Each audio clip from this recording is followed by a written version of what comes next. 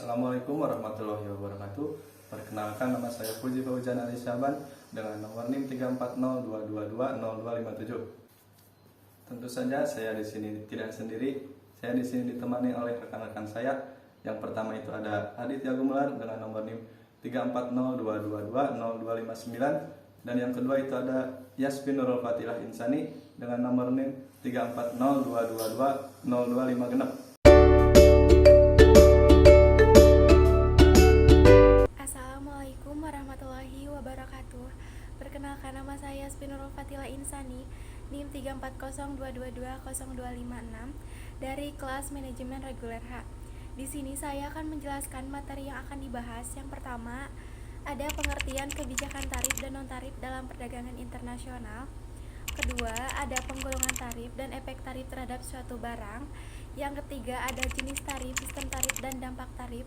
Yang keempat, ada hambatan tarif dan non-tarif dalam perdagangan internasional. Kebijakan perdagangan internasional. Instrumen perdagangan internasional digolongkan menjadi kebijakan tarif dan non-tarif. Kebijakan ini pada umumnya dijalankan untuk memperbaiki posisi perdagangan internasional, mendorong pertumbuhan ekonomi. Kebijakan tarif impor dijalankan dengan menetapkan tarif atau semacam pajak yang dikenakan pada produk impor tertentu. Kebijakan non-tarif yaitu subsidi ekspor dan kuota. Subsidi ekspor diberikan pada produk-produk yang diekspor kepada negara lain. Apa itu kebijakan tarif dan non-tarif? Yang pertama, ada tarif adalah pemungutan pajak atau cukai atas barang yang diperdagangkan secara internasional atau yang melintasi batas teritorial suatu negara. Tujuan lain dari pungutan tarif adalah untuk meningkatkan penerimaan negara. Kebijakan tarif mengalami perkembangan sedemikian rupa. Tujuannya tidaklah semata-mata melindungi masyarakat dalam negeri ataupun sebagai sumber alternatif penerimaan negara. Yang kedua, ada kebijakan non-tarif, merupakan metode yang berbeda dari tarif. Kebijakan ini bagian dari fungsi peraturan khusus yang diumumkan secara resmi terhadap barang impor ketika menggunakan sadao tarif. Dikarenakan setiap negara senantiasa menerapkan berbagai kebijakan untuk melindungi produksinya dalam negerinya agar dapat meningkatkan ekspor dan membatasi impor. Penggolongan tarif, ada 3 macam penggolongan tarif. Yang pertama, bea ekspor, artinya pajak atau bea yang dikenakan terhadap barang atau yang diangkut menuju negara lain. Yang kedua, ada bea transito, artinya pajak atau bea yang dikenakan terhadap barang yang melalui wilayah suatu negara dengan tujuan negara lain. Yang ketiga, ada bea impor, artinya pajak atau bea yang dikenakan terhadap barang yang masuk dalam wilayah pabean yang merupakan tujuan terakhir. Saya akan melanjutkan materi dari Yasti. Efek tarif terhadap suatu barang. Ada 4. Efek terhadap harga, efek terhadap konsumsi, efek terhadap protektif substitusi impor, dan efek terhadap redistribusi. Jenis tarif terbagi menjadi 3. Ad valorem duties, bea pabean yang besarnya yang dinyatakan dalam persentase dari nilai barang yang dikenal bea tersebut. Specific duties, bea pabean yang besarnya dinyatakan berdasarkan ukuran fisik barang. Specific ad valorem duties, bea pabean yang merupakan kombinasi antara ad valorem dengan specific duties. Terbagi menjadi 3. Single column tarif adalah autonomous tarif, besarnya tarif ditentukan sendiri oleh suatu negara tanpa persetujuan negara lain. Konvensional tarif, besarnya tarif ditentukan berdasarkan perjanjian dengan negara. Double column tarif adalah sistem di mana untuk setiap barang mempunyai dua tarif, tarif minimum dan tarif maksimum. Triple column tarif adalah perluasan dari double column tarif dengan menambah semacam tarif preference untuk negara jajahan. Dan dampak tarif terbagi menjadi dua. Analisis keseimbangan parsial adalah suatu analisis yang dilakukan khusus atau sebagian parsial dari perekonomian nasional hanya terhadap kondisi pasar domestik barang yang dilindungi tanpa melihat bagaimana kondisi pasar barang lainnya.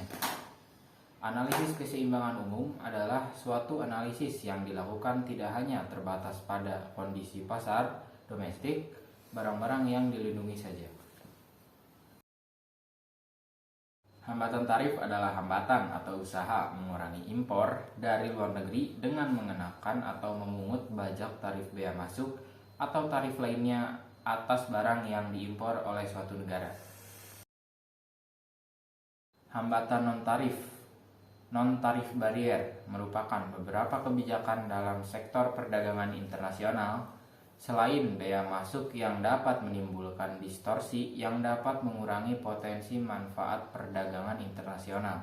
Oleh karena itu, sampai saat ini masih banyak negara memperlakukan kebijakan non-tarif barrier, walaupun beberapa ahli beranggapan bahwa kebijakan non-tarif barrier dapat menjadi penghalang untuk tercapainya keterbukaan dalam perdagangan internasional.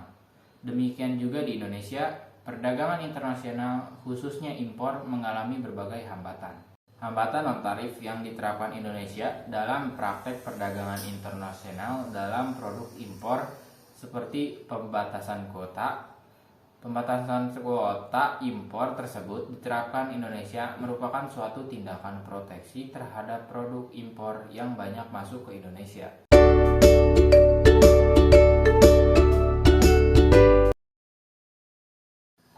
Pengertian kuota impor.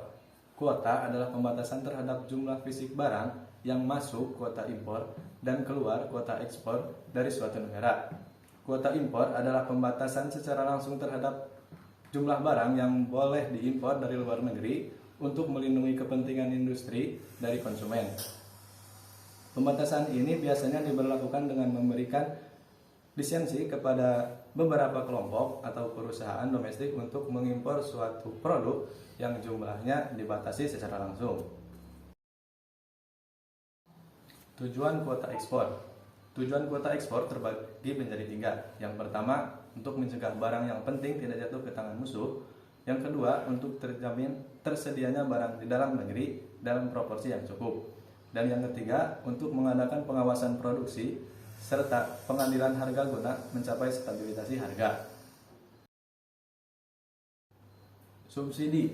Subsidi adalah bantuan yang diberikan oleh pemerintah kepada pihak produsen di dalam negeri.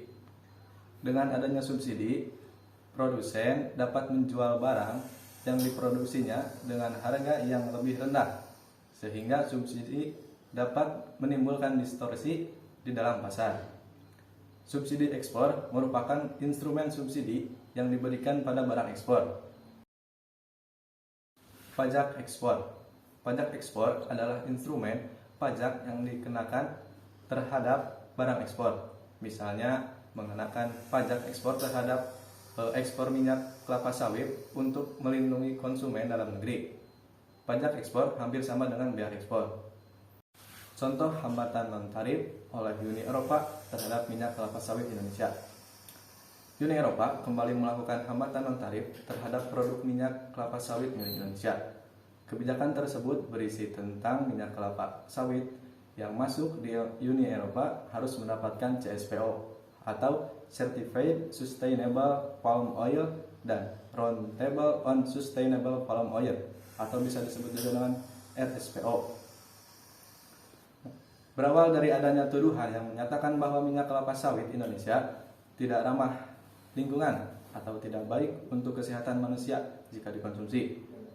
Namun, hal tersebut bertolak belakang dengan fakta bahwa anggota sudah bergabung 110 perusahaan berada di Indonesia dengan baik. Perusahaan milik BUMN maupun perusahaan yang berada di bawah kontrol pemerintahan Indonesia. Alasan Uni Eropa melakukan hambatan non-tarif terhadap minyak kelapa sawit Indonesia karena Uni Eropa untuk melindungi industri. Kedua, karena adanya tekanan politik dari NGO yang bergabung dengan TAN yang terfokus pada isu lingkungan, terutama tentang rusaknya hutan akibat pertanian kelapa sawit yang bertujuan untuk mengubah kebijakan Uni Eropa. Mungkin segitu saja yang bisa kami sampaikan tentang materi kebijakan tarif dan non-tarif. Mohon maaf bila ada kesalahan kata atau kesalahan bicara. Wassalamualaikum warahmatullahi wabarakatuh.